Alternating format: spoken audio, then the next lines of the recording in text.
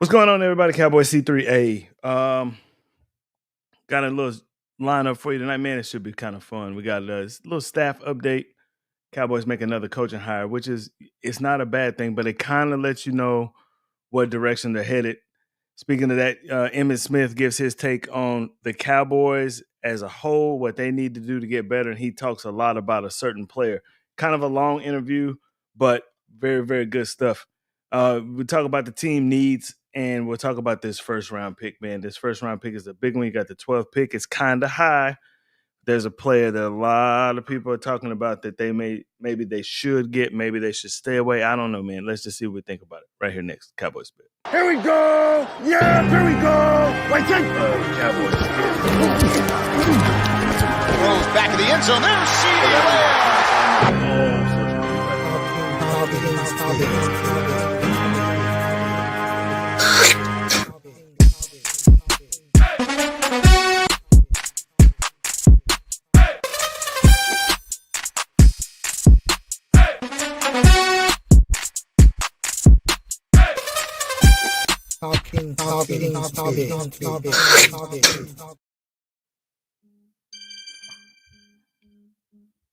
What's going on, everybody? Cowboy C3. Man, Cowboys make a hire. They hire an offensive line coach that's, it's an interesting hire. And I think it kind of gives you the direction that the Cowboys are going.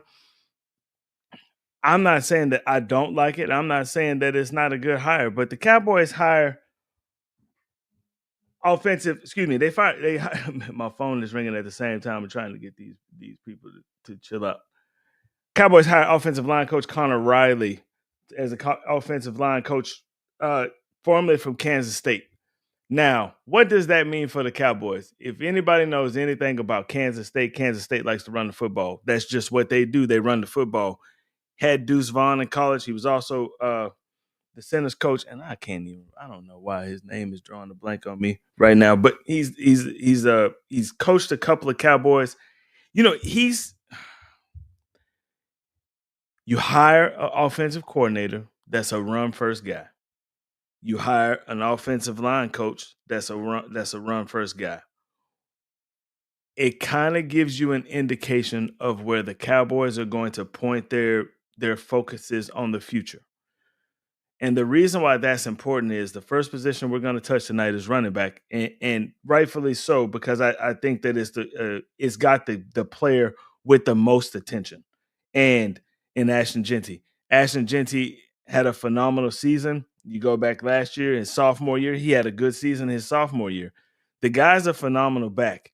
And Emmitt Smith came in and said some interesting things about him. And I was actually kind of surprised. And like I said, it's kind of a lengthy interview that he did. It's like a 5-minute interview. And I'm going to play the whole thing. But it kind of gives you the mindset of Emmitt Smith. And he gives you an insight on how the Cowboys back when Jerry first bought the team in '89. It gives you an indication on how the team was set up from the inside. It gives you an indication on how things were going and what their views were and where they wanted to be in the future and what they did to get to the future. Here, check it out for yourself. Very clear. I never said I don't want him. I think he's a very talented individual. I just don't know if the Cowboys are ready for him. Okay. Because there's no commitment to running a rock. If there was a commitment to running a rock, then the Cowboys would be talking about upgrading the offensive line. Mm-hmm. They'd be talking about an offensive system that we don't even know what kind of system we're going to have right now. So let's get that clear.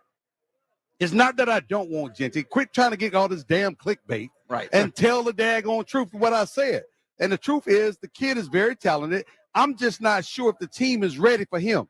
Okay. That's all. So the offensive line needs to be built first? Or do you know what kind of system we're going to run offensively? I don't think any of us know. So what the hell, why are we talking about it? I mean, what is Schottenheimer thinking? Yeah. What is the Cowboys thinking? My phone dropped on the backside over here, but it's right here. I got it. You got it. Anyway, so it's like we don't even know what kind of system. We don't even know if he fits in a system. And what I hate to have happen is for us to make this illusion that Schottenheimer is going to have this great offense that don't even fit none of the players that we currently have, let alone one he drafts. And so until we understand what the offense is going to look like, what the commitment is to running the game, running the football, because we saw we can run the football. When Dak went down, Cooper Rush passing attempts went from wherever Dak was down to a reasonable number, and more carries went to Rico Dowdle and Ezekiel Elliott and maybe even Dalvin Cook. So the three of them. And so they carried the load. They offset what Dak would normally throw, which also says to me, Dak should have never been throwing that many passes in the first place. Yeah. So what are we talking about?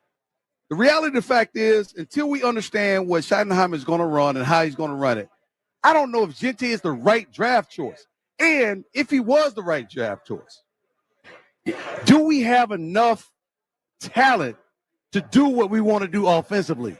And do we have the current players infrastructure-wise to fit in the offensive system that he wants to run? If we don't, we got to go get it.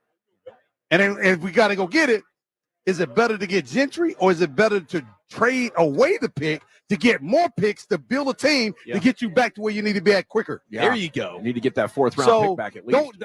I understand the game of football. Yeah. I understand what's going on. I see what's going on. And I just ask the questions that other people don't want to ask or they don't even think about. Yeah. I love it. I love it when you legends keep this team accountable. After the Green Bay game, you had a heck of a run. They kept me accountable. I had to be accountable for my job. I had to be accountable for the carries. I had to be accountable for the football. If I laid it on the ground, I had to take responsibility for when I failed. If I gave up a sack, I had to take responsibility for that. Everyone else has to be accountable too in life. And if no one is there making you accountable, then you're going to do what you want to do and act like it's the right thing and just try to sweep stuff under the rug. No, it doesn't work like that. Is that the biggest issue with this organization is you can't keep an owner accountable? Well, the owner, I said it earlier, when have you heard millionaires tell a billionaire what to do? He's a billionaire because he knows what to do in terms of making money. Making money, he knows what to do. But when it comes down to, and there's a distinct difference between having a vision that's aligned with the mission. And the mission defines what and reaffirm what the vision looks like. That happened in 89. It was very clear in 89. It was very clear that he could not go 1-15 again. So somebody needed to get that better. So in 90, things started to change. But it wasn't changing fast enough or right enough for the talent that was on that squad. That talent was held back. That's one reason why you see the Washington Commanders jump back so quick. They had great talent, poor coaching. It wasn't the fact that the talent wasn't there. It's amazing how one kid can come in and make everybody a believer. Baker Mayfield did it down in Tampa Bay. It wasn't always this. Sometimes you got to question coaching. And it ain't all about the players, because if your system is not suitable for the players, then you're going to get limited capability. We got limited capability in 7 and 9 in my rookie year. Better than 1-15. Could have been better. Jimmy fired offensive coordinator. Brings in Norv Turner. This is my story, and I'm sticking to it. And I got facts to prove it up. Mm-hmm. That's right. At the end of the day, facts speaks a lot louder than anything anybody mouth can run. Jimmy brings in Norv Turner. We go 11-5, make the playoff, win our first playoff game in Jerry's history. Jerry's history. We get knocked off, but with everybody coming back, we're going to be better next year. Next year, it comes around 92, rolls around 92, 90, 91, 92 season. We go right to the playoff, go right to the NFC Championship game, and find ourselves playing San Francisco, and we win the game, and we win the Super Bowl under that offense. And there was a system that was suitable, that maximized everybody's talent, offensively and defensively and special teams wise. Hence, that's why you win 3 out of 4 Super Bowls. Can Jerry get us back to the glory hole? What's the confidence? If he goes back to the blueprint that established what the team was when he first bought the team, now it makes some sense to have Ashton Gentry. It doesn't make sense right now. I'll tell you what makes sense. Us taking a shot at tequila Herradura. So mind you, this was Radio Row Super Bowl weekend. 105.3 The Fan grabbed him and started talking to him, and he made a lot of valid points. And the biggest thing that I took away from it is accountability. Back in that early regime of the Cowboys, it was about accountability, players being held accountable for their actions, right? Whether it's good or bad. But that accountability didn't come from Jerry. That came from Jimmy. And he talked about how millionaires cannot tell billionaires anything. And I'll say it to I'm blue in the face. Jerry is the best owner in sports history. That dude took 170 something million, turned it into 12 billion. Some people even saying 15 billion now. Turned it into that's marketing. That's everything that you can talk about. Business 101. That's Jerry Jones. He's the worst general manager in football ever, though. Ever. Worst general manager in football history.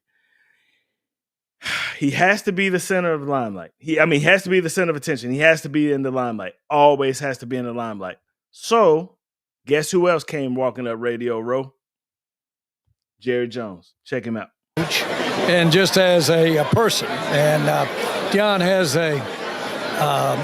has almost a magical effect on young athletes.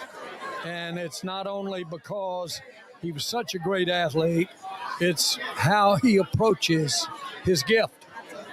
And Deion is talking most of the time to gifted athletes. And so if you want to talk to the expert in the world as to how to take God's gifts and turn it into something special, prime time, you're talking to the coach. Okay, last question for you. Your players have kind of voiced a little issue with the curtains during the game and the sun in their eyes. Is there a way to adjust that? You think that there's a way to help them out? Well, first of all, it's in the other team's eyes as well. Okay. So it's fair. You're saying it's a fair disadvantage. Oh, yeah. And we've done a study, I think, and in 15 years, we've had 2 or 3 balls that were influenced by that sun. Now, that's a bald-faced lie. Man, I can count 2 or 3 balls last season that the windows in the back influence. And anybody that's ever been in that stadium, listen to what he says next. It's a lie too. Hold on. So really not enough. What it does do for us is have an excellent way, frankly, for fans, which all of those players want those fans to have as great a view as they can, because that's what pays their checks. And so they're anxious to have them out there. And so that stadium was built for the fans. Okay, so anybody that's been in that stadium, anybody that sat, you don't even have to sit in the lower bowl of the stadium. You can sit in the upper bowl of the stadium. Larry said, lie. You can sit in the bottom bowl of that stadium. You can sit in the upper bowl of the stadium. If you have to sit in an indoor stadium and wear sunglasses, that's not what you want to do. If I come into an indoor stadium and want to watch a football game, I don't want to have to wear sunglasses inside in order to be able to see it. Like it's blinding and it gets hot. You know what I'm saying?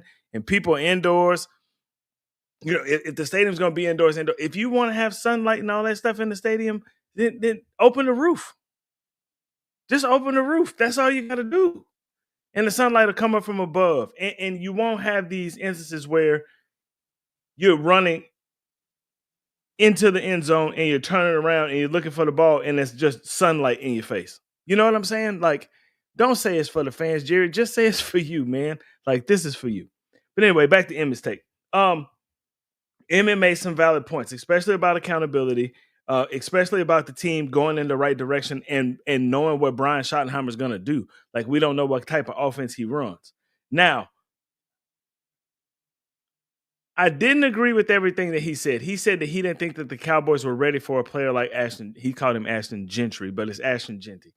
He said that he wasn't ready for that. He doesn't think that the Cowboys are ready for a player like Ashton Genty. I don't disagree with him, but I don't all the way agree with him 100%. The reason being is that you have to start somewhere. Cowboys showed you last year at the end of the season, last quarter of the season, they showed you where they can run the football. It took getting some players out and by injury, but putting some younger players in. And you're going to have to make some choices here in the next couple of months because Brock Hoffman is a free agent. Chuma Edoga is a free agent. And those guys came, they filled in for starters. Tyler Guyton went out with some injuries and Chuma Edoga filled in for him. and Brock Hoffman actually filled in for Zach Martin, and did an excellent job. Play with the edge, play with the meanness, play with the toughness. Actually had your guards pulling on plays, man. That's something that they don't normally do because Zach Martin had got too old. He couldn't pull anymore. So you got this new wrinkle in the offense, and Rico Dowdle paid dividends from him. Rico Dowdle is a free agent too. And I think the main objective would be for the Cowboys is, one, sign those 2 free agents. You need those guys. Actually, 3 free agents. You need Chuma, unless you can find somebody in free agency, and we'll talk about that when we start talking about tackles, because tackles is a need for this team too. If you're going to sign somebody in free agency, you need to sign them. But if you're going to re-sign him, it's not a bad play to re-sign. I'm re-signing Brock Hoffman if I'm the Dallas Cowboys. I'm also re-signing Rico Dowdle if I'm the Cowboys. Even if he's not going to be the feature back, he is a solid number 2 back on a lot of rosters, on most rosters. He's a good running back. He doesn't give you a lot of pop. He doesn't give you the pop maybe somebody like Ashton Jeanty would give you, or some of these other guys could give you, and we'll take a look at that in a second. But he gives you some flexibility with your offense. It's going to be really important because I think that this Cowboy offense, particularly the quarterback, you have to have a run game to take some pressure off him. The Cowboys do not play well, and Emmett said that in the interview as well. They don't play well when Dak throws the ball 40, 50 times a game. They just don't. The magic number for Dak is between 28 and 32 passes, somewhere around there. If they can get away with that and rush for close to 100 yards, the Cowboys are a very, very dangerous team. Very dangerous team. And, the defense under Marinelli. That's crazy. I ain't heard that name in a long time. I don't even know where that came up in my head. Under Mike Zimmer, they started to kind of gel at the end of the season, but you have to start over with Eberflus. And Eberflus he's a good guy, man. He's a good defensive coordinator. The Bears defense never was really bad. They were just on the field for too long because the offense was just horrendous, right? Bears offense was horrendous. Bears defense started out pretty good, though. I mean, they weren't terrible. But let's just take a look. So if you don't draft Jeanty, these are your best choices. These are the top 10 free agent running backs that are coming into 2025. So Aaron Jones leads the list, followed by James Conner, Najee Harris, J.K. Dobbins, Javonte Williams, Nick Chubb, Kareem Hunt. Rico's there at number 8, and Madison is at number 9, and Khalil Herbert is number 10. I don't mind Aaron Jones, but Aaron Jones has a lot of miles on the body. James Conner, solid back, not going to give you breakaway speed, but he's a good running back, and his offensive coordinator just came from there. So, that kind of would make sense. Najee Harris, same kind of back as James Conner, big, strong, going to give you 3-4 yards in a cloud of dust. J.K. Dobbins has torn ACLs in both knees, but last year he had a really good year in L.A., and it was the first year where he was healthy most of the year. I had him on fantasy, man. He had a good season. Those knee injuries kind of scare me, though. Javonte Williams in Denver is a hard-running running back, man. The dude runs. He's got a little speed behind him. He runs kind of elusive. Can catch the ball out of the backfield, not bad. Nick Chubb had a scary knee injury. He was a year back from it last year. This would be his full year from it. We all know what Nick Chubb is. Nick Chubb is a brute. He's a power back of all power backs, right, in the NFL right now. Fantastic running back, but still coming off a major knee injury where he wasn't the same player last year, and you're hoping that he can cross that hurdle and get back to being the player that he was. Kareem Hunt, see him with Kansas City. If you haven't seen him play with Kansas City, all you got to do is watch him tomorrow. Good, decent running back.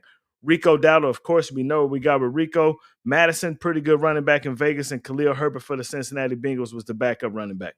So with that being said, like what do you think that Jeanty is better than these guys? And that's the thing that you have to figure out as a team.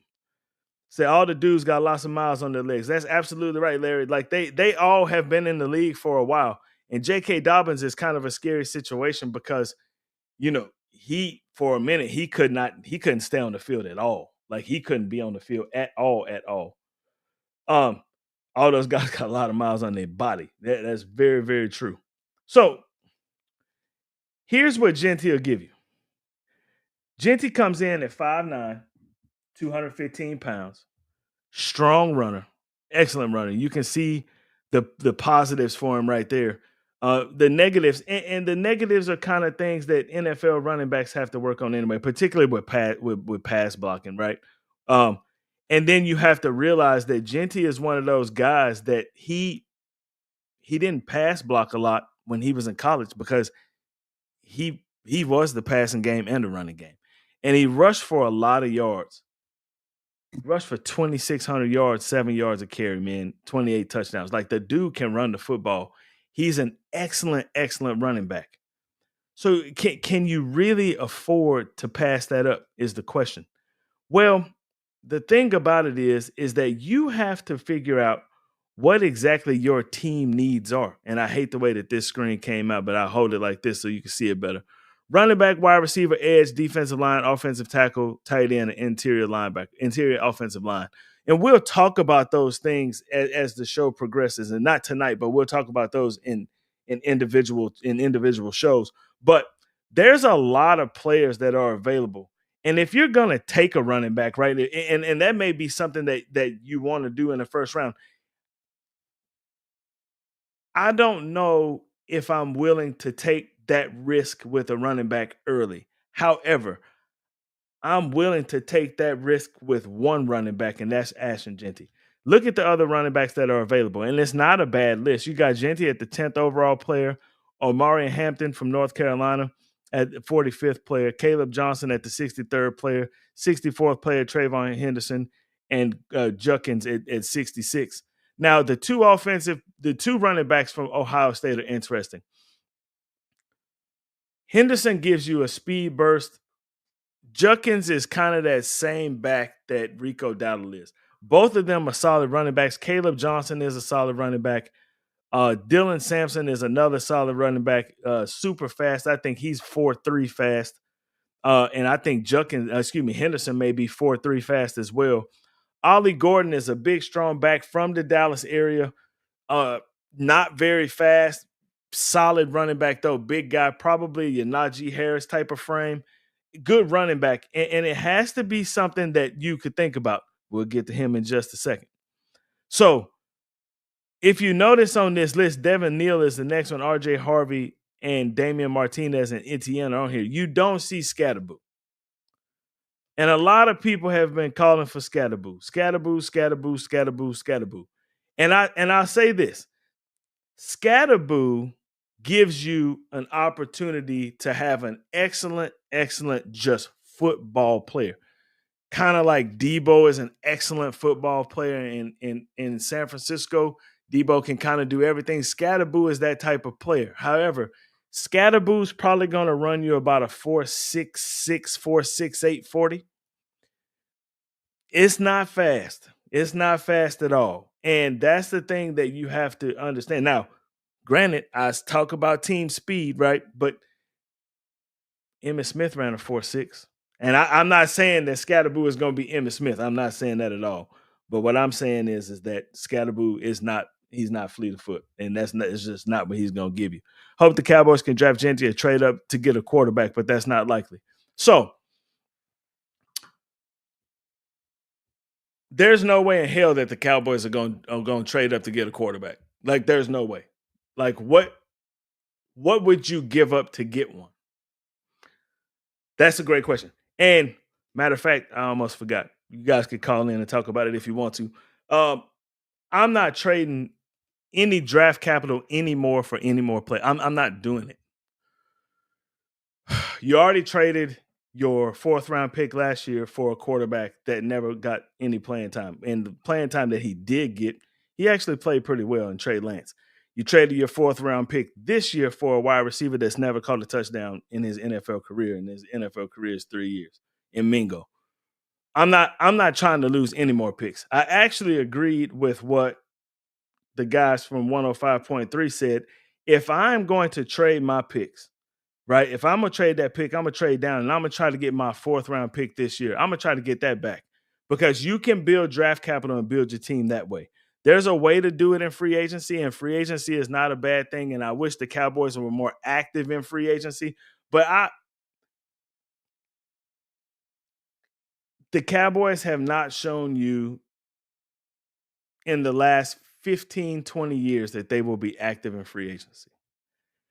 So they're going to build the team in the draft. That's just what they've done. Now, mind you, last show I did, I played you the clip where Steven said we're not doing the same things again. Now, in that same interview I just played you tonight with Jerry went on to say that he couldn't believe that they didn't win a Super Bowl when they signed Dak Prescott to all this money. Well, newsflash, you didn't change shit. You didn't change anything to do with the team, right? You still had one wide receiver. You still had no running back that had any kind of past experience in NFL. And Rico ended up being pretty good towards the end of the season. Your offensive line was shaky. Like, how did you think that all of a sudden, just because you signed Dak for $60 million, that it was going to win you a Super Bowl? That's why it's called a football team.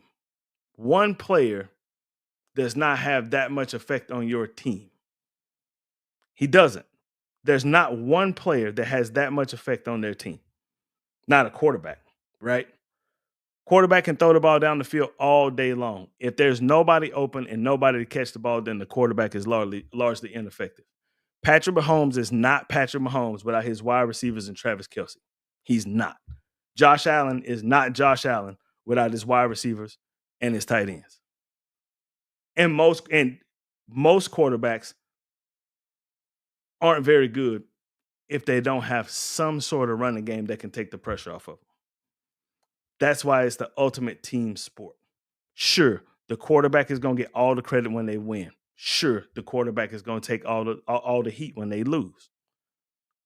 That's just the name of the game, especially if you're the Dallas Cowboys quarterback. That's the way that goes. But I'm going to do a show very, very soon, and I'm talking about here within the next week, where I'm going to ask a question about two different Dallas sports franchises, two of them, and how players get passes but other players don't, or even how GMs get passes and the GMs and the other GM doesn't. And it should be very interesting, because the thing that kind of baffles me about that whole situation is, and I'm talking about the Cowboys and the Mavericks, it's mostly the same fan base, especially here in the Dallas-Fort Worth Metroplex. It is. But I'm not going to go into it right now, because I could talk about that for 2 or 3 hours. But I'm going to make an entire show where we're going to talk about how the same fan base will blame players and GMs differently about losses, and putting together teams and all that stuff has nothing to do with individual players. That all goes on the general manager. See if they can get somebody like Matthew Golden or a wide receiver. So Matthew Golden, I don't think so. Now, there is one wide receiver that interests me. There's actually two. The guy from Arizona State, and we'll talk about that next show, and Luther Burden III from Missouri. They interest me a lot. But I think that you can fix a lot of your wide receiver woes for this football team in free agency, because you're going to have you have to have more than one wide receiver. And I don't mean it has to be Stephon Diggs either. It doesn't have to be Stephon Diggs, because Stephon Diggs is going to come with a big price tag. Stephen Jones told you also, we played that interview in the last show, where they're going to try their best to open up $100 million in salary cap space. You're going to have some money to where you can afford some players. You're going to have that luxury this year. You waited to opening day to be able to afford players this year, which was strange to me. And it was a big mistake, because you had golden opportunities to get your running back then. You could have got Saquon Barkley. You could have got Derrick Henry, and you chose not to do it. And you blamed contracts for not being able to do it. But as soon as you signed those contracts, it opened up $28 million in cap space, and you had plenty of money to afford those players. But you, as the general manager, chose not to do it. So all that blame and stuff, Dak's contract is eating up a bunch of salary cap space. When they signed Dak Prescott to that world record $60 million contract a year, right, it opened up $28 million in salary cap space. But you waited to opening day to do it. That's bad business. That's why Jerry is the best owner, because he's going to make the money for the team, but he's a horrible general manager. Horrible. because you could have opened that up in the beginning of the offseason, and you could have had one of those backs in here. And would Saquon Barkley have rushed for, 1,800 yards or however many yards he rushed for? Nope, but he just rushed for a solid 13, and it would have took a whole lot of pressure off everybody else on the offense. It would have. That's just football. That's how football works. Same with Derrick Henry. Would Derrick Henry rush for 1,500 yards this year? No, but he'd have ran for a solid 12, right? And that 1,200 yards would have helped out this Cowboy offense. That's what people have to understand. Stop blaming players for this shit. Dak was one the last time they won the Super Bowl, man. He was 1 year old. 30 years. 30 years we've been dealing with this. Jerry's going to strap up and pull the Razorback jersey and a new starting guard to replace Zach Martin. Hey, it's either him or Bryce Hoffman. Brock Hoffman, excuse me. One of the two. I like to see what Jerry going to do. Say, man, this is a good show. Thank you, man, Dan. I appreciate you. Dang, too slow coming off injury. Diggs too slow coming off injury. I agree. Nobody really knows what Diggs is going to be. Diggs, he was pretty good in Houston. You know what I'm saying? He wasn't the best. Those young receivers and Nico Collins, man, those boys was running around in Houston. They was doing their thing, right? Even when Stephon went out, they ain't really miss him. Now, when Tank Dell went out, that was a drop-off in offense. You know what I'm saying? So I know his brother's here, but hell, his brother can't stay healthy either. His brother, that's the weirdest injury I've ever heard of, where you got to take some bone from another area and put some bone in the knee to try to give the joint some more flexibility. That's some weird shit. Sounds serious is what it sounds like. And they talking about he won't be back till October, November timeframe. Man, that sounds serious to me. I'm not a doctor by any means of the situation. Larry said Mingo is the future. No. Listen, I like his frame. I like his size. If they can get that turned around into football activities, then yeah, I can deal with that. Anytime you get a receiver that's running around at 6'3", 230, right? He's a problem as long as he can catch the ball. But I don't understand how he don't have no touchdowns in his NFL career. Bryce Young ain't that bad in Carolina. And Cooper Rush, they was trying to feed him a touchdown this year. He just couldn't do it, right? Couldn't do it. And maybe the other teams figure out, like they trying to get this dude his first touchdown. We ain't finna let that shit happen. I don't know. So I did a mock draft. And I wanted to see, first of all, who would be available at that 12th pick. Second of all, I wanted to see if somebody would slip. There's one guy that I wish that would slip down to 12. It's probably never going to happen. It's wide receiver from Arizona. Like I said, when we start talking about wide receivers, I'm going to do like a whole little spotlight on the wide receivers in this draft, because there's some really good wide receivers in this draft, and there's some really good wide receivers that could definitely help this football team. But if you take a wide receiver with that first pick, what you are doing is you are saying, okay, we are about to throw the ball 60 times this season because we got to get CeeDee Lamb his money, and we got to show off the first round draft pick, right? Because that's the Cowboy mentality. That's the Cowboy way. I would rather them fix the offensive line in free agency. If it like just some tweaking. I like the young cats. I like TJ Bass, and I like Brock Hoffman. I think they're excellent football players. And I think given the opportunity, they will shine. They did some things on the offensive line that we haven't seen in Dallas in a long, long time. We had pulling guards in Dallas, and that was crazy for me to watch. I haven't seen Zach Martin pull in 6 years. And I don't think that's because he's not capable. Maybe he's just not. He's not a pulling guard. He's a big tree that's going to stand there and block everything in his path. And this year he couldn't do it anymore. Father Time caught up to him. And it's all good. And Zach Martin did a little interview the other day too on Radio Row. And I didn't get a chance to get a piece of that one, but he said that his main focus is getting healthy, and then once he gets healthy, he'll see if he can go another season, maybe. And if he can't do it in Dallas, then he'll go somewhere else. Clyde Edwards-Helaire is intriguing. So Clyde Edwards-Helaire is intriguing. You kind of got a Clyde Edwards-Helaire here already with Deuce Vaughn, and you don't know how to use it. Now, maybe Schottenheimer knows how. That I don't know. But the play caller for the last 3 years, which was Mike McCarthy, I don't think he really knew how to use Deuce Vaughn. Maybe Brian Schottenheimer, as the play caller, knows how to use it. Maybe. But I think you have that type of player already. I think so. Fast guy. Quick. Hell on wheels because you can't really see him. Once they hide behind that offensive line, they just hit creases. And by the time they get in your face, you don't even know where you're looking and they're gone. Right? And Deuce was explosive. Larry, no. You're about to get banned from the show. Man.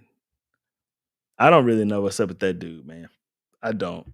He had a lot of talent. He still has a lot of talent. He just, he brain farts, and then you can't make your whole career just dropping passes. That's not gonna get you jobs, because your job as a wide receiver is to catch the ball. So this was my mock draft, and in my mock draft, Ashton Jeanty was available at 12. Now, if you look down at the players below that, right, after the 12th pick, there's some pretty good players. Matthew Golden is down there at 22. Emeka Edoba is a excellent wide receiver out of Ohio State. He just didn't get all the credit in the world this year because they had somebody that came in that was absolutely Superman. But you ain't even got to worry about him. That dude is only like 18 years old, man. Excellent players coming out of here in these last couple of rounds. There's some defensive tackles. Now, I will say this. If you look after Ashton Jeanty was drafted, right there at 19 to the Chiefs is Mason Graham, and then Kenneth Grant down there at 32. I'm staying away from anybody Michigan related if I'm the Dallas Cowboys from now on. Your luck with Michigan players, particularly on the defensive line, is just not good at all. At all. And I'm staying away from that. I'm not. If I'm the front office, Michigan defensive linemen are not even on the table. They're not. And that shit started back with Taco Charlton. So I was talking to, one of my buddies about Michigan football and Michigan players in the NFL in general. And there are not many Michigan players, with the exception of Aiden Hutchinson now. And, hopefully, he can heal up from his injury and get better and come back and be the same player. But name a player, either type it in the chat or call or do whatever you want to do. Name a player from Michigan that is an impact player in the NFL right now. Name one in the last 15 years that's impactful in the NFL. And it's going to be hard for you to do. Michigan players just don't pan out in the NFL. It's just what it is. And I don't know what it is, right? It's just Michigan players have not panned out in the NFL. Just haven't. And the Cowboys have two very high draft picks. Actually, they have 3 high draft picks. 2 of them are on the team right now with Luke Schoonmaker and Mozzie Smith that just have not panned out. And Taco Charlton, we saw what happened with Taco. Taco is gone. Taco ain't even in the league no more. Just is what it is. So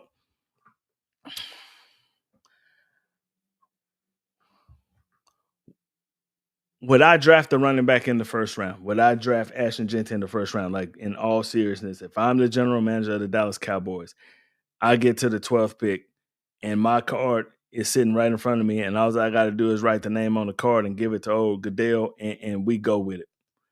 Am I? Maybe, Larry. Okay, I'll give you that. Kadarius Toney is cheap. Yes, he is. He's very cheap. He should be free, but he won't be that cheap. So, would I draft the running back in the first round? And would it be Ashton Jeanty? And my answer is yes. Yes, it would. It's a great story. It's an excellent story. Kid grew up in Frisco, Texas. Kid played his home football games in high school at the Star, at the Cowboys practice facility. It wouldn't be nothing but a homecoming. And it would be something, you can sell that easy. The kid could go home literally and do the first round of the draft at his parents' house and literally get in the car and drive over to the practice facility and get ready to go. Like that's how close he is to the Dallas Cowboys. He's there. You don't have to, like, it gives you tickets. People, from, especially like, high school, people that watched him back in high school, people that have been paying attention to him in college. I watched him some back in high school because Frisco Lone Star High School is literally right around the corner from my house. And, playoff games, especially the playoff games at the Star, right? Because it's a 10-minute drive from my house. We go to the Star playoff games, Cowboy, playoff games, Texas high school football playoff games. We go to those playoff games all the time. And the Star is a cool place to go and watch them. 25,000 seat little stadium. It's loud in there. Bands are playing. It's a lot of fun. You know what I'm saying? And we went and saw Lone Star play. We went and saw Lone Star play a few times and saw Ashley Gentry play in high school, and he was a phenomenal running back. Phenomenal enough where I watched him. I said, damn, that dude is going to Boise State. That should be pretty interesting. And watched him go to Boise State and watched him rush for 1,300 yards last year. And then this year, as the momentum started to grow, especially after the Michigan game, not the Michigan game, the Oregon game, where he hit them for like 210 and 3 touchdowns, and they lost to Oregon by 3 points. The Gentry train started to roll. And if you got CBS at 9:30 at night and football is on, it's going to be Boise State. And they were fun to watch. Even though you knew exactly what was coming, you watched this dude play. Excellent center of gravity, loves to break tackles, and can outrun you, never going to get caught from behind. That's the type of guy that you need. And I don't disagree with Emmett in the simple fact that what he was saying was, are the Cowboys ready for a player like Ashton Gentry? We weren't ready for a player like Zeke Elliott. We weren't ready for it. And we wasted his prime. And what you don't want to do is you don't want to race some more players' primes. You want to get to the promised land. But in order to do that, your front office is going to have to get that situation taken care of. I don't care what players you have on the field. It doesn't really matter. It doesn't matter. You have to fix your front office first. And you got to get some guys in here that are football-minded and want to win football games. That's how I kind of like Brian Schottenheimer, even though I know his hiring wasn't because he was the best guy for the job. He's a smart guy. He's a football guy. He's been around football for 25 years, and he's never gotten this opportunity before. And I hope that he is taking this opportunity seriously. And I don't even hope that he's taking it seriously. I know he's taking it seriously, but I hope that he's given the freedom to do the things that he needs to do in order to make this football team successful. That's what I hope. I think that they have the potential to be a very good football team. I do. It's going to take some work, though. It's going to take some guys that are going to come in here and put in the work and make this football team better. The issue is your ownership and your general manager going to bring those guys in here? Or are we going to sit here talking about we don't have no more money? There's an excellent opportunity. And I showed everybody last week where I had the free agents up, and it had the free agents that the Cowboys have, and it had the money that they make. There's an excellent, excellent opportunity to open up some real capital for this football team and make this football team good. There's an opportunity. And I'm hoping that Stephen Jones said it, we're not going to do the same things over and over again anymore, because obviously that doesn't work. I'm hoping that they stick to their word and do that and bring some guys in here, some high quality football players in. Like I said, it don't have to be big names. Just bring in football players in here to do football things. To be honest with you, I don't mind the coaching staff. I wish Al Harris would have stuck around, but I know he had better things to do in Chicago, and that's cool, right? But the coaching staff doesn't look that bad so far. It doesn't. And what it really seems like is that Schottenheimer's getting the opportunity to bring some people in here, which is something new. We got this whole thing of new going on. I just hope it snowballs into it. Dallas will fumble this. History is sure to repeat. Jerry is the real problem. Why are we circling the drain despite the record? I don't disagree with you, Hydra 9. I don't disagree with you at all. As a matter of fact, I agree with you 100%. History tends to repeat itself, especially if you don't change shit. If you keep doing the same shit over and over and over and over again, you'll get the same results. I could have said over 30 times, over and over and over and over. I should have said that 30 times because it's been the same shit for 30 years. Same thing. What's different this season? Well, I tell you this, the last week, the interview from Stephen Jones, where he said that they understand that they can't keep doing the same things over and over again and expect different results. That's a start, because neither one of them have ever said that before. And if they have, just play it for me and I'll stand corrected. But I've never heard them. I've never heard them say that shit before. Nothing like that. Never. Jerry has told you flat out to your face, to everybody's face, and pulled the wool over everybody's eyes and told you, oh no, we're going to do shit the same way. It's just going to be better this time. And everybody believes it. And that's crazy to me. Crazy. 30 years of evidence tells you exactly what Hydra 9 just put on the bottom of the screen. That Dallas will fumble it and history will repeat itself. And he's the problem. History has told you that. I'm 52, has been a fan since the Landry days. I've lost 90% of faith in the organization because of Jerry's bull. I say this all the time, man. I love them to death, but they full of shit. They are. They just are. You look at this organization and you look at some of the teams that they put on the field, like that year that Dez caught it, right? That was an excellent, excellent football team. They just couldn't climb the hump. Dak's rookie year, that was an excellent football team. They got severely outcoached against Green Bay. These 2 years against San Francisco, you get into these tight football games where you really need something to happen, right? You need something to happen. And you get 16 penalties in the first game, and Tony Pollard goes out in the second game, and your offense just goes stagnant. There's always a plan A. There's never a plan B. Never. The plan B is like, let's let Dak throw the ball 65 times and hope he can bring us back. That's their plan B. It's just like in that San Francisco game where Pollard got hurt. Never will make sense to me why you had Malik Davis sitting on the bench, who would come off a 120-yard game against Tennessee 2 or 3 weeks before that, and you only play that dude for 3 plays in the game, and you try to run Zeke the whole game. Shit just don't make sense to me. Malik Davis and Tony Pollard are almost the same back. Tony Pollard, sure, he got a little bit more gas in the tank. Sure, he got a bit more pep in his step than Malik Davis. But it wasn't as bad as Zeke. You put Malik Davis in the game for 3 plays. And really, all you had to do is go into the locker room at halftime, implement the Tennessee game plan, and just run that. That's all you had to do. Change the plan. This is what we're going to do. They don't adjust at halftime.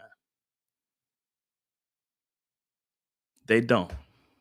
So you're right. I agree with you 100%, Hydra. I do, 100%. Evidence has shown us that Dallas will fumble it and history will repeat itself. You're absolutely right. I agree with you 100%. Okay.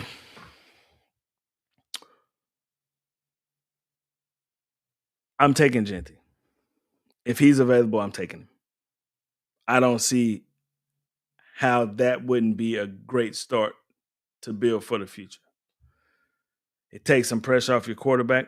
We don't really know what the quarterback is going to look like. We have no idea what he's going to look like. He tore the hamstring off the bone, and I've read some reports to where that could hinder his mobility, and this dude already ain't mobile. You're going to have to take as much pressure off him as you possibly can. You're going to have to, because that's what you got. For $60 million, that's what you got. Do I agree with that? It remains to be seen. And because I think Dak is a good quarterback. I don't think he's great. I think he's good. I think he has great moments. I do think that. I think he has bonehead moments too. But I also think Patrick Mahomes has bonehead moments. I think Josh Allen has bonehead. All of them have bonehead moments, right? But the one thing that Dak doesn't have that all these other quarterbacks have is they have excellent game plans, they have excellent coaching staffs, and they have excellent front offices, and that's what gets them over the hump. Dak won't get over the hump. Not the way this is going. Dak can't save 30 years of failure. He can't do it. Patrick Mahomes wouldn't come here and save 30 years of failure either. He couldn't do it because you're not getting Patrick Mahomes and Andy Reid. You're only getting Patrick Mahomes, and he got to come in here and run this dead ass offense that the Cowboys run right now. That's all you get. He might win you an extra game. Congratulations. You went 13-4 instead of 12-5. You're still gonna lose in the first round of the playoffs. Sorry. It is what it is. So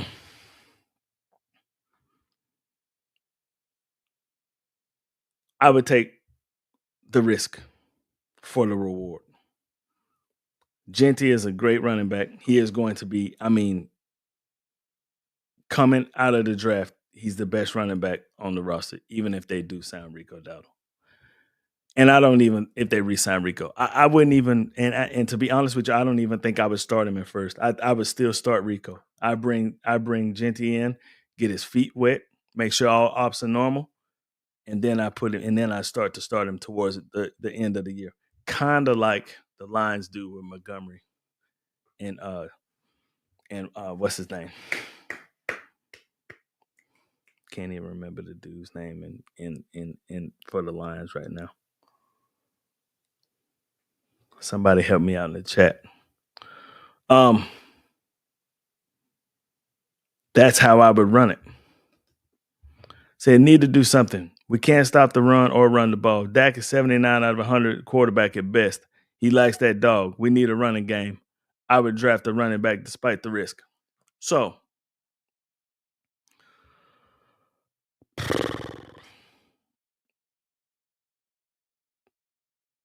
we could run the ball at the end of the season.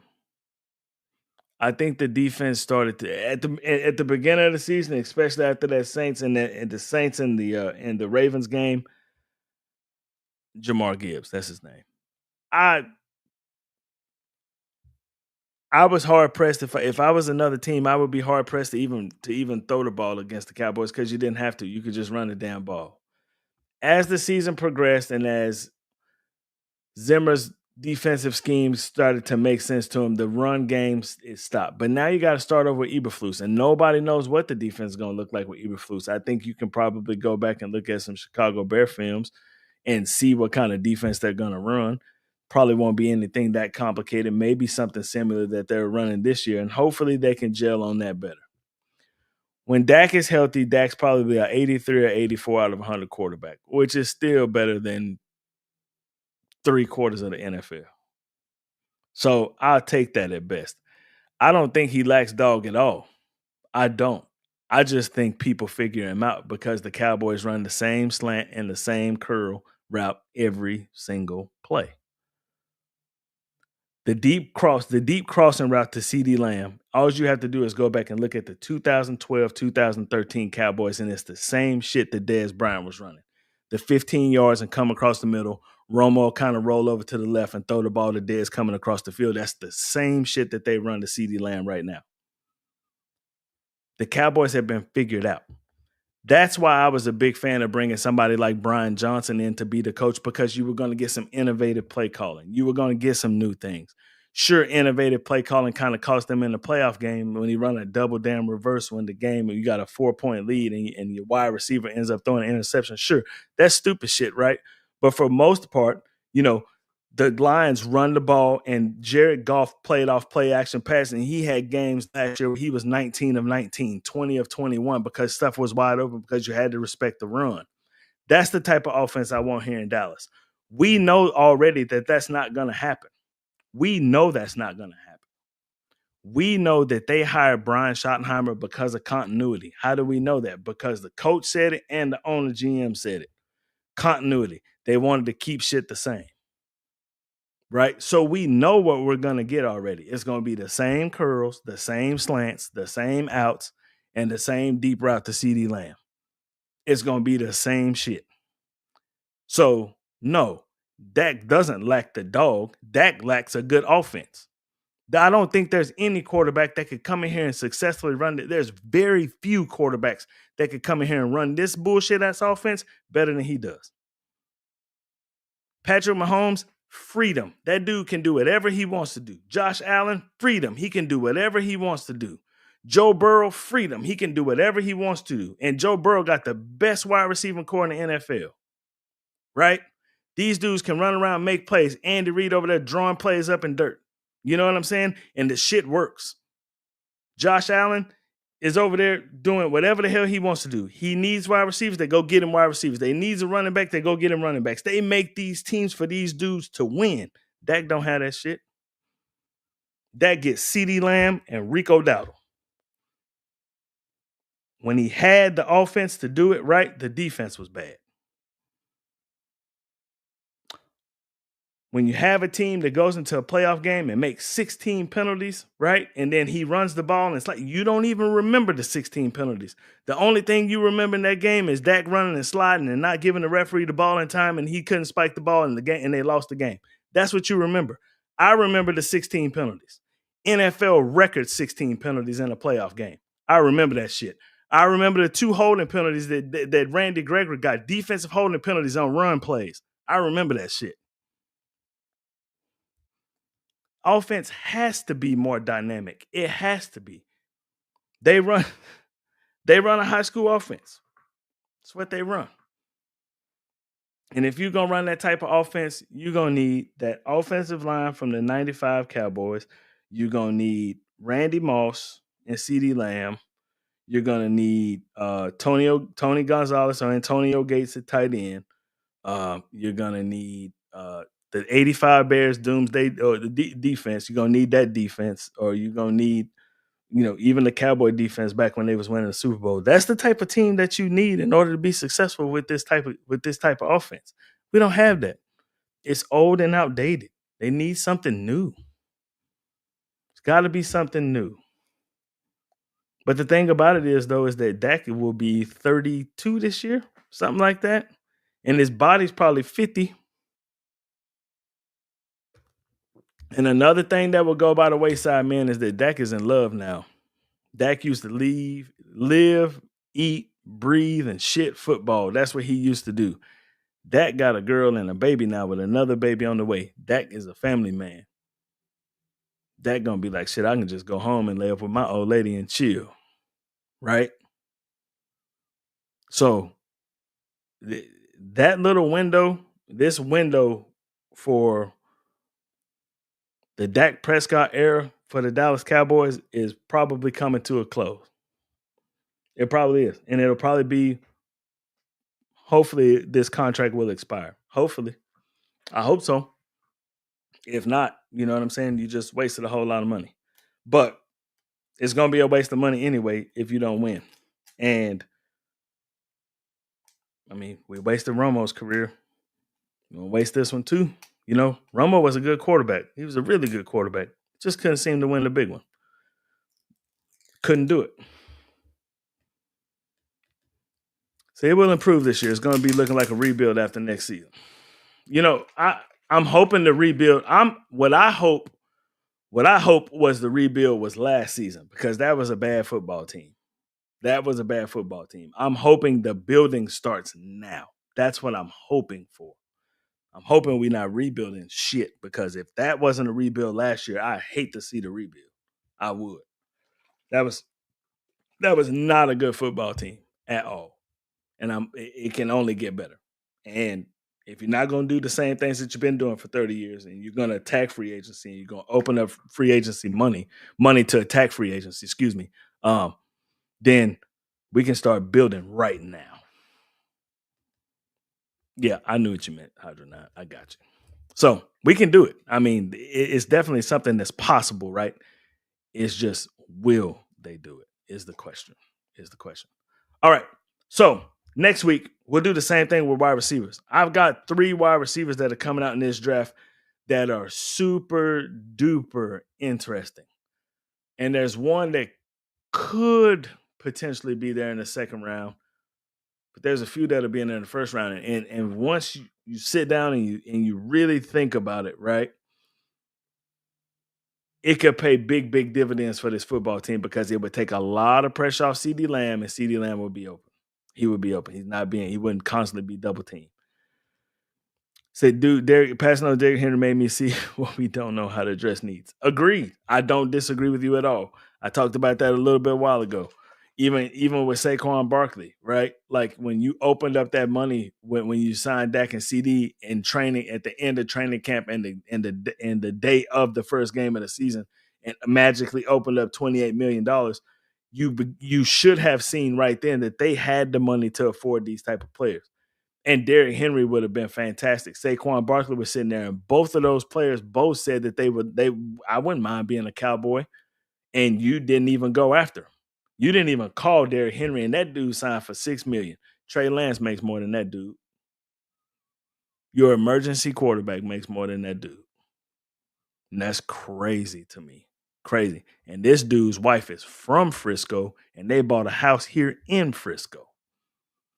And you didn't even call him. Crazy. Can't make that mistake this year, though. Unless Hydra, yes, you're right. It'll be another rebuild season. You only need one rebuild. It's time. We need to reload. We need to go. It's time to go. Got to watch the damn Eagles playing the Super Bowl tomorrow. Somebody was asking me, who you going for? Aren't you tired of Kansas City winning? I said, hell no. They used to be the Dallas Texans. I never get tired of them winning. Never. Know what I mean? I can't find it in my heart to cheer for Philly. I don't care if Jalen Hurts is from Texas. And I actually like the dude, but he played for Philly, so I can't like him. All right. Isaac said, never. How do I feel about Schottenheimer? So, I talked about that earlier, Willie, but we can talk about it again. I don't mind.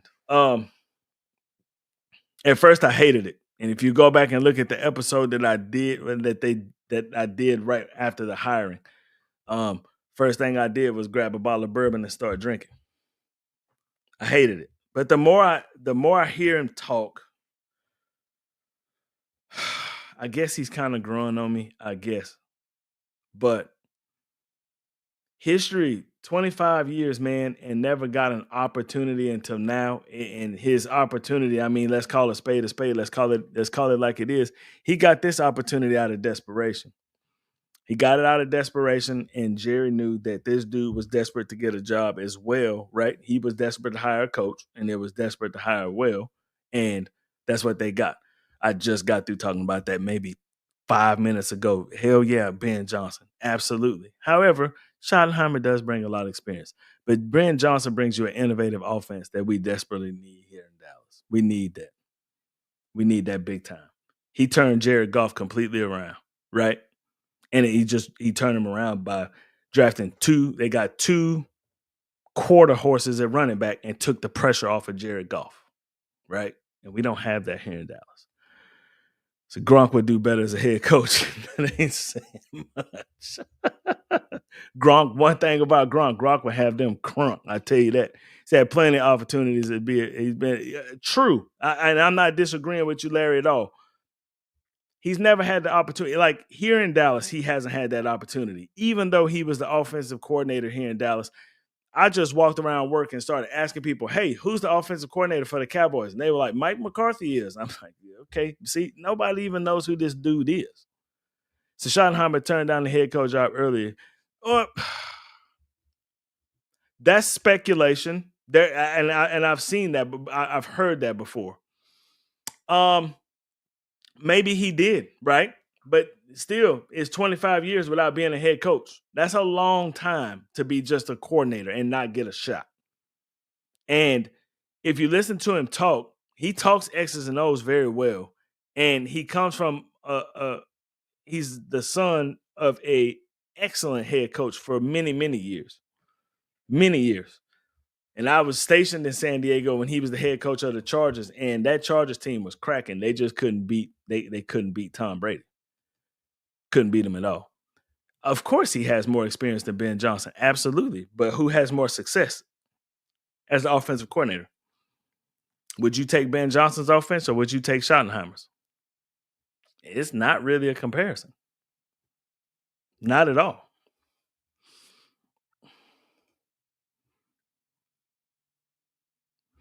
Maybe he didn't, but he obviously wanted to do it now. He got the opportunity again, and he got a really good opportunity, right? Now the question is what he's going to do with it. But I don't really question what he's going to do with it. My question is, what is he going to be allowed to do with it? That's my question. Schottenheimer definitely has not had more success than Ben Johnson, and Ben Johnson's only been an offensive coordinator for a few years. What's up, boy? How you doing?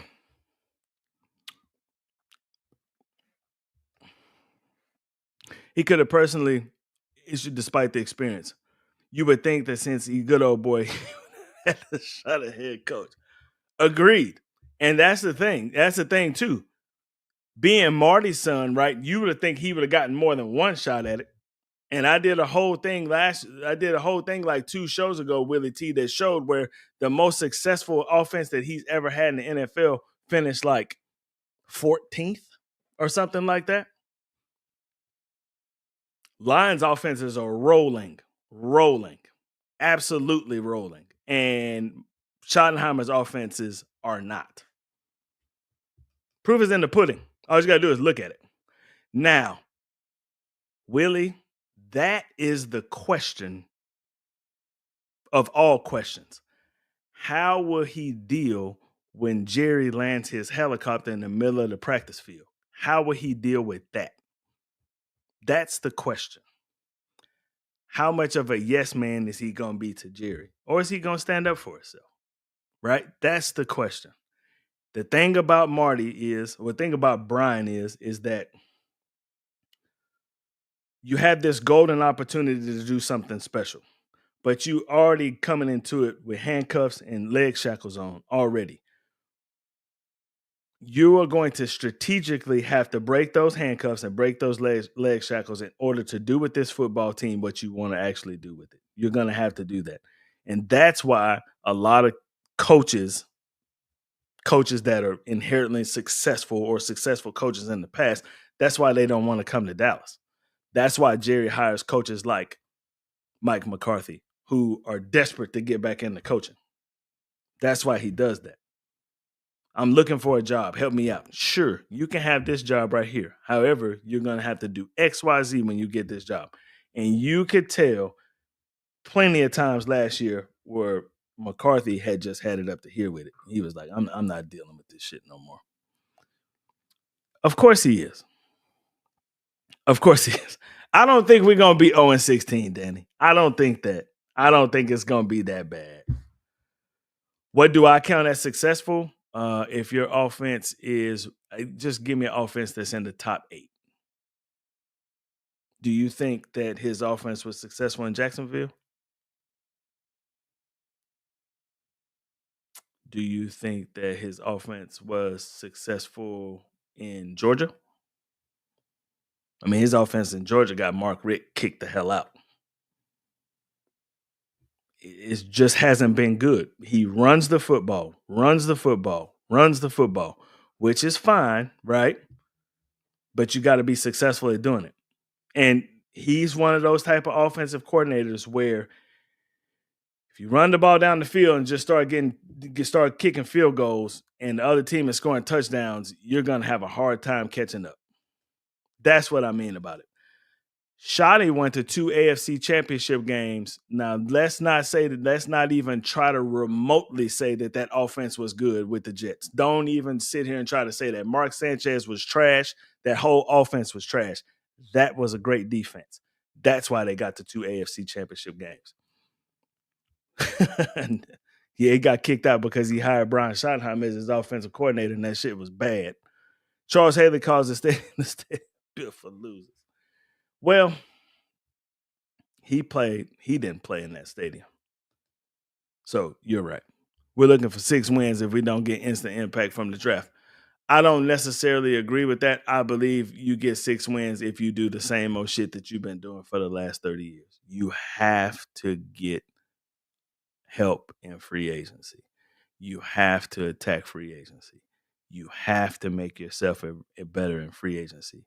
And then you can get the missing pieces in the draft. You can't just focus your entire team on we'll rebuild in the draft and we'll be better for it. That's not how this works. Mark Sanchez has as many wins in the playoffs as Dak. Well, yeah, he did because he had a better team than Dak. He did. He had probably one of the best defenses, if top 3 defenses in NFL history. So, yeah, he did have as many playoff wins as Dak. You're absolutely right. But he was winning with Sanchez. Yeah, because they played really, really, really good defense. And their defense didn't let teams score more than 10 points because they were good for 12. Jerry's ass don't want to spend the dough on someone not homegrown. I agree. He said, I roll. No. Okay, so let me ask you this, Isaac. Was that Jets team predicated on the defense or the offense? Is Mark Sanchez remembered for being a good quarterback for the New York Jets, or is the Jets defense remembered for carrying the organization? Do you know why we couldn't get the free agency draft? Tell me why. Tell me why, Danny.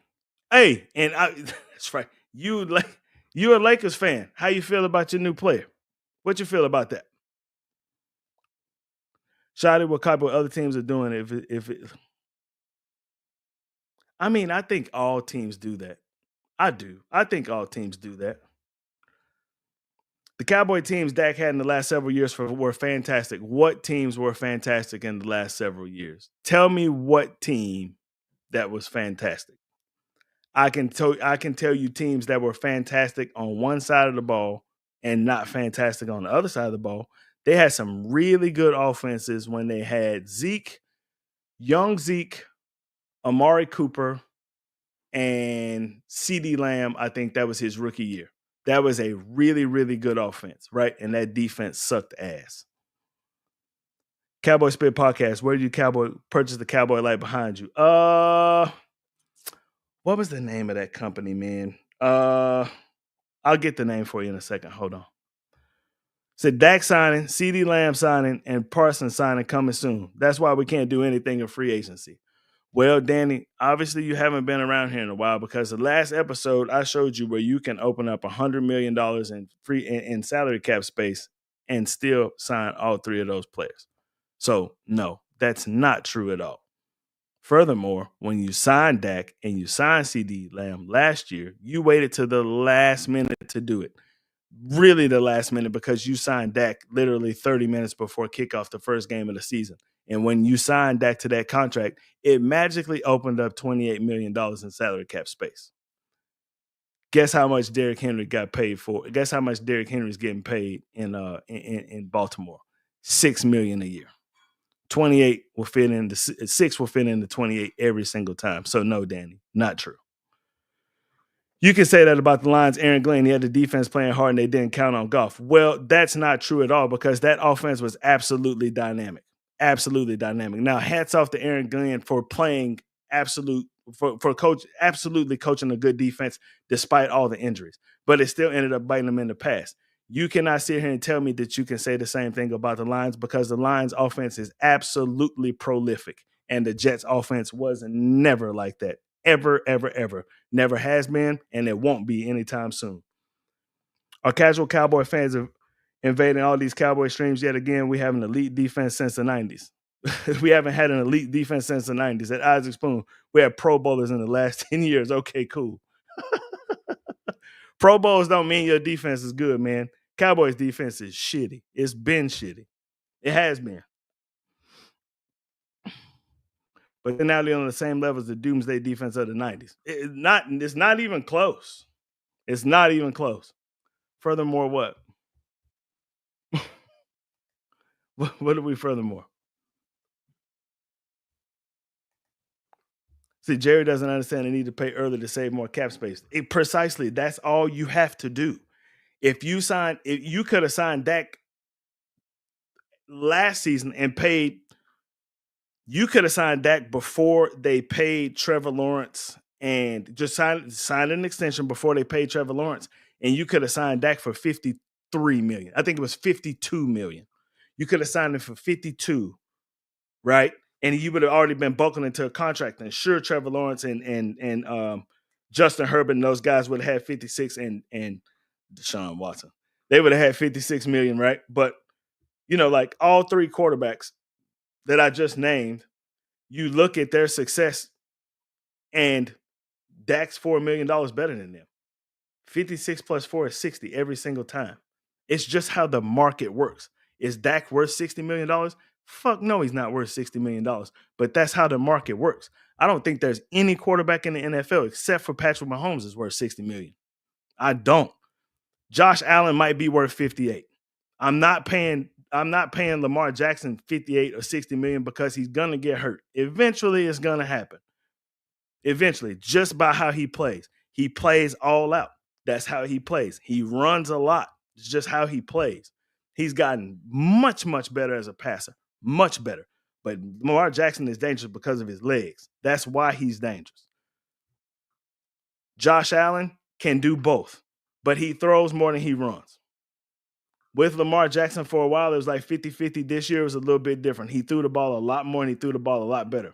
But he's a liability because once he goes out, that offense is not the same because it's predicated around him. Say when Parsons his contract is supposed to be team friendly. Okay, I think I understand what you're saying. Parsons has said that he will sign a team friendly contract. He's about to get that opportunity. And I think I would do that now. He's not a free agent yet, but I would do that right now. I'm getting that out of the way now so I don't run into some player this season that has some phenomenal season in his contract year, and he's like, I want $38 million as a defensive end, and now you say, oh shit, now you got to pay Micah Parsons 40. You understand what I'm saying? Because Jerry's gonna pay top dollar. That's just what he does. Sign him now. If he's saying I'll sign for $28 million right now, sign his ass right now and just get it over with. Learn from the mistakes that you've learned that you've committed in the past, and let's build for the future. Shoddy is a good hire. Now we just need something in free agency. I'm not going to say I didn't agree with the Schottenheimer hire at first, but it's growing on me. It really is. It's growing on me a lot. And I hope it is the right hire. I hope Jerry gives it the opportunity to be the right hire. Josh Allen's better because Joe Brady calls more running plays. No shit. Bingo. Bingo. And you go get a bell cow running back and Cook.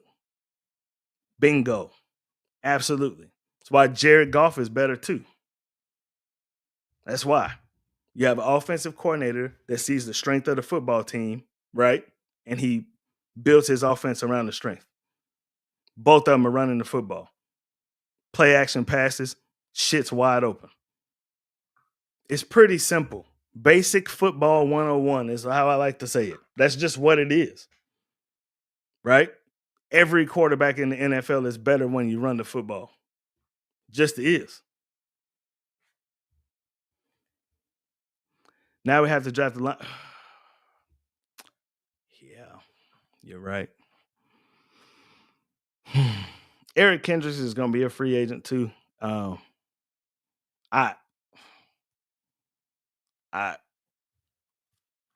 don't think I would mind bringing Eric Kendricks. I read some stuff and I wasn't going to bring it up until we actually do the stuff about the linebackers. But there's linebacker. I can't remember his name right off the top of my head, but he's available linebacker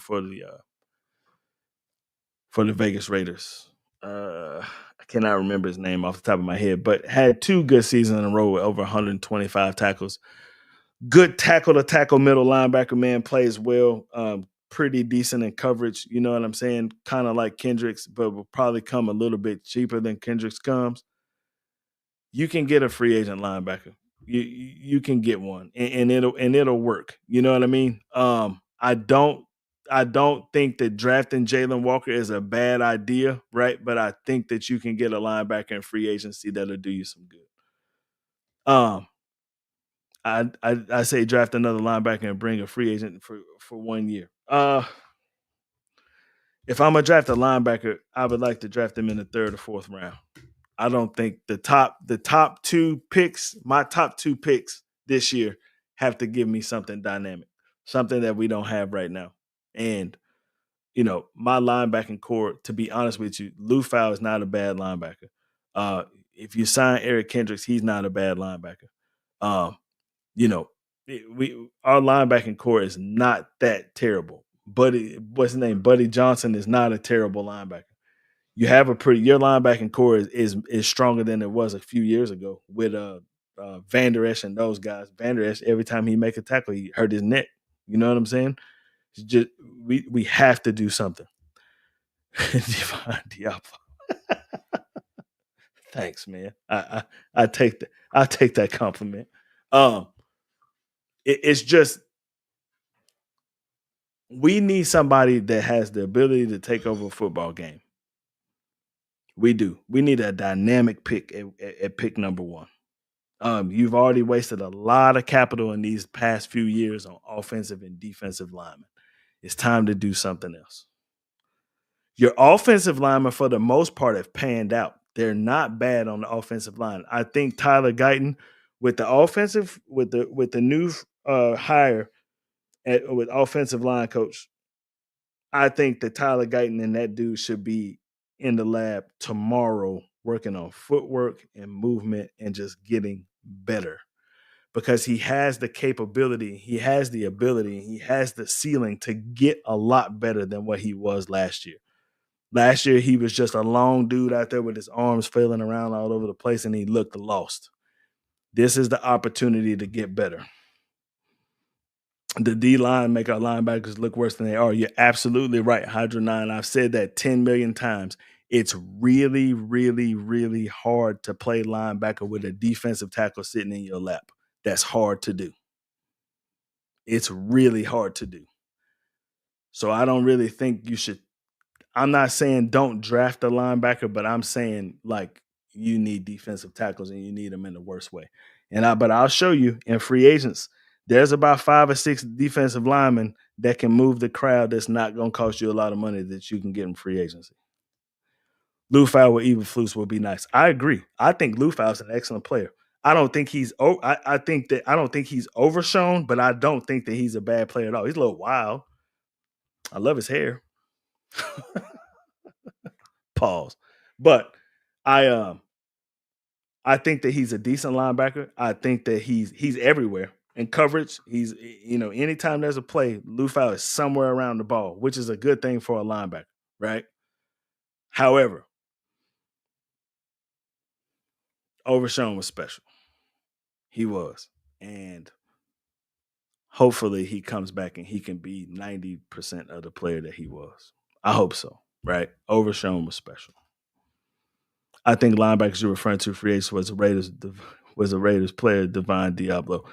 No, hold on. I'm going to tell you his name. I'm going to tell you his name right now. I just saved an article about him and I was going to kind of dissect it because they were talking about how he here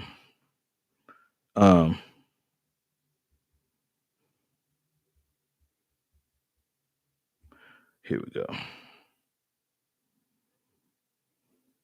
And the Raiders have a pretty long list of people that are becoming free agents too.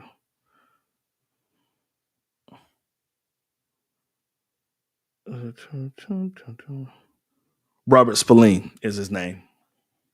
Robert Spillane. Been playing exceptionally well at linebacker. Hard-nosed dude, just like to stick his head in there and make tackles, man, and that's what you need. But you're right. If the defensive line is not going to perform, then it really doesn't matter who you have at linebacker. What name do I go by? I go by Cowboy C3. That's my name. Lufau's wildness will get it. I agree. I mean, because he's all over the place, and that's great. Yeah, but DMO will be out till next season. So that's another reason why I wouldn't sign Stephon Diggs. That is absolutely another reason why I wouldn't sign him, because we got enough injuries. We got enough. I mean, hell, his brother's hurt. They both going to start the season off on IR together. We don't need that anymore. Not anymore. If you're going to sign some free agents, sign some dudes in here that's ready to come in and play day one. And Spillane is one of those type of dudes that can come in here and play linebacker for the Cowboys day one. He can do that. Stay healthy. Plus, you get, I know edge rusher is another thing that I've seen that the Cowboys could draft in the first round. Cool. Cowboy C3 just found your channel. Oh, okay, cool. That's what you were asking. My bad. It's on there. It just look under if you on YouTube, just look for Cowboy Spit. That's it. And just like it and subscribe. Yeah, everybody like and subscribe, man. I don't think I've said that today. Like and subscribe. Thank you for tuning in, man. I appreciate each and every one of y'all. I really do. Yeah, but next week we are going to we'll talk wide receivers because there's some interesting guys, and there's some interesting free agents that there's some that's gonna cost you an arm and leg to get, and I don't really think it's worth that. But there's some guys that are coming into free agency that are pretty decent that I think could help out the football team. But there's some guys in the draft that are really, really, really interesting, really interesting. And somebody in the chat said Matthew Golden a while back, and if he was available in the second round, that would be a fantastic pickup. Fantastic. But that first round, there's only one wide receiver. And I'll tell you next week, if that dude falls down and you have him and Genty sitting there at the same time, man, that makes life real hard. Real hard. Because he's the type of wide receiver that the Cowboys just haven't had. And I can't even think, I don't ever think they've had that type of wide receiver in their arsenal ever. And he would take all the pressure off CeeDee Lamb, all of it. And, if he's available, that's tempting, right? But you have to look at the way this coaching staff, it looks like this coaching staff is trying to construct itself. And it looks like there's going to be predicated on running the football. And you got to have somebody here that can run it. You got to. Rico Dowdle's good, but you need somebody that's going to be electric. And I think Genty gives you that type of running back. I do. But anywho, all right. We'll be back on Tuesday. Y'all could, hope y'all tune into the Super Bowl tomorrow, man. Another year, no Dallas Cowboys. NFC East team is here again, though, and it's got to be them loudmouth-ass Eagle fans. You know what I'm saying? But, congratulations to them. That's a team there that, despite their salary cap woes, they put together excellent roster every year. They seem to do it every single year. And they seem to just get better and better and better and better and better. I'm not mad at that at all. And we'll touch on that next week. I promise you. I like Dylan Sampson. I do. I like Dylan Sampson. But I really, really, really like Luther Burden. I do. I like Luther Burden a lot. And I think Luther Burden can do a lot of things here. I really do. Zach Brown is going to be a free agent after the Super Bowl tomorrow. Yeah, he will be a Super Bowl. He will be a free agent after the Super Bowl. And Kellen Moore will be the head coach of the New Orleans Saints after the Super Bowl tomorrow, too. Some crazy shit. Okay.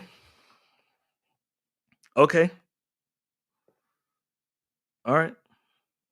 I'm not mad at that.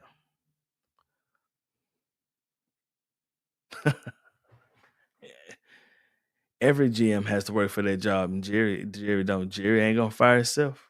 He's not gonna do it. And if you let him tell it, he's the best to fucking ever do it. That's what he said. I'm not mad at that pick in the second round at all. I'm not. Especially if you fix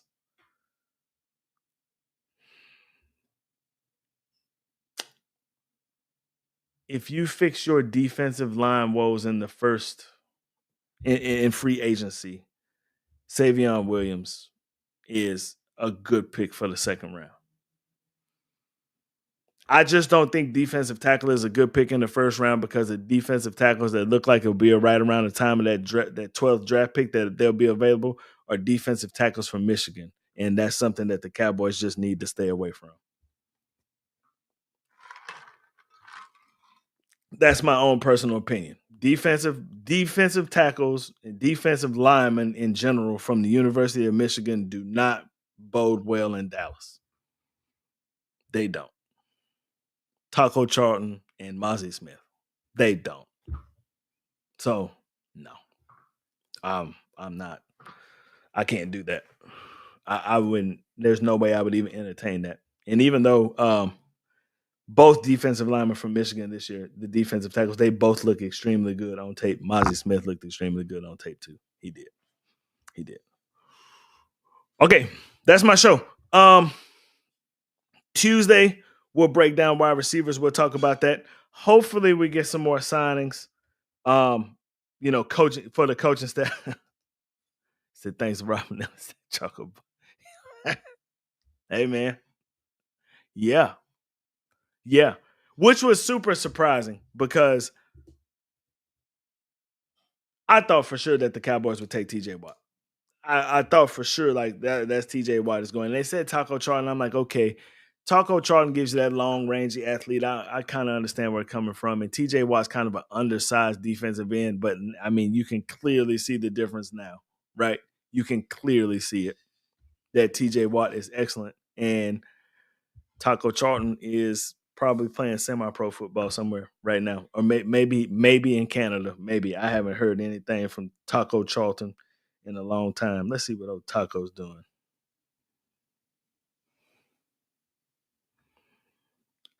What is Taco doing?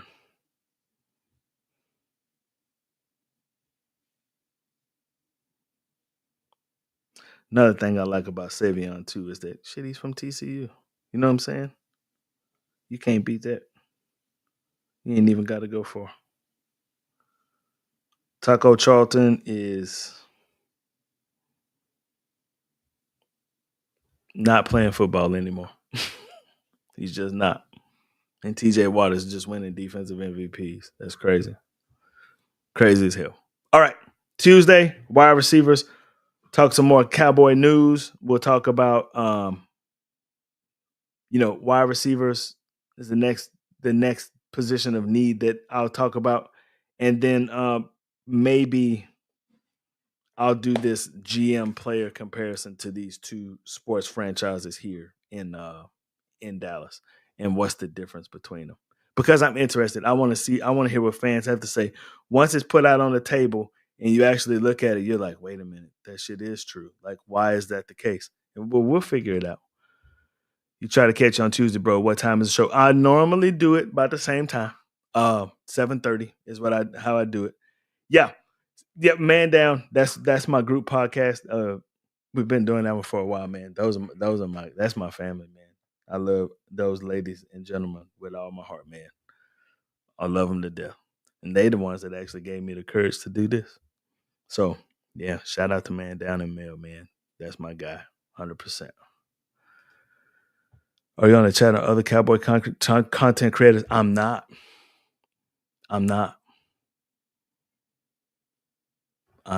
Let me we had a fun show yesterday, man. That was fun. That was a lot of fun. Willie T, I